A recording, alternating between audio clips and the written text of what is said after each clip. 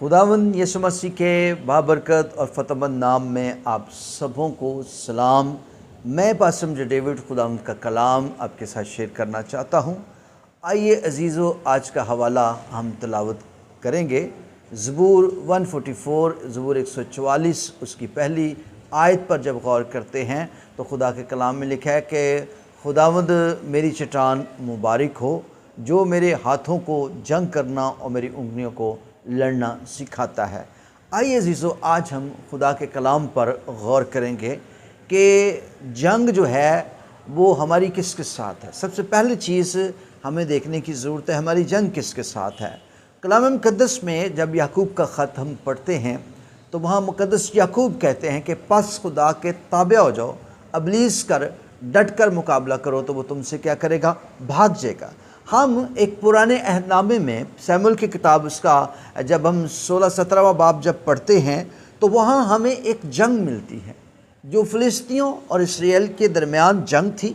और हर रोज़ जो फ़िलिस्तीन निकलते थे और उनमें से एक बड़ा पहलवान जो था वो ललकारता था और कहता था कि अगर कोई तुम में मर्द है तो मेरे साथ आकर क्या करे, जंग करे। अगर कोई इस पहलवान को गिरा देगा तो हम सब आपके ताबे हो जाएंगे, आपके गुलाम बन जाएंगे। बनी इसराइल कौम जिसका खुदा साहिब जंग, उसने बड़ी बड़ी जंगें लड़ी, मिस्र के अंदर जंग लड़ी, मिस्र के देवतों को शिकस्त दी और उसकी फ़ौजों को, फ़िरौन की फ़ौजों को शिकस्त दी। सो यहाँ जो है वो अपनी ताकत, अपनी लियाकत से हर रोज़ अपने आप को पेश करते हैं। जब बड़े पहलवान जाति जुलियत को देखते हैं तो वो पीछे मुड़ जाते हैं। कलाम मुक़द्दस में लिखा है कि दाऊद का वहाँ आना हुआ, अपने भाइयों की खबर लेने के लिए आया। तो जब उसने देखा कि लोग उसके सामने भाग रहे हैं, वो ज़िंदा खुदा की फ़ौजों की फजीहत कर रहा है, तो उसने कहा कि ये होता कौन है खुदा की फ़ौजों की फजीहत करने। ये बात फैल गई और सौल बादशाह तक चली गई और सौल बादशाह ने उसको मना किया कि वो बचपन से जंगी मर्द है लेकिन तू उसका मुकाबला नहीं कर सकता। और कलाम मुक़द्दस में लिखा है यहाँ तक उसने अपना लिबास उसको ऑफ़र किया लेकिन उसने कहा ये मेरा आजमाया हुआ नहीं है।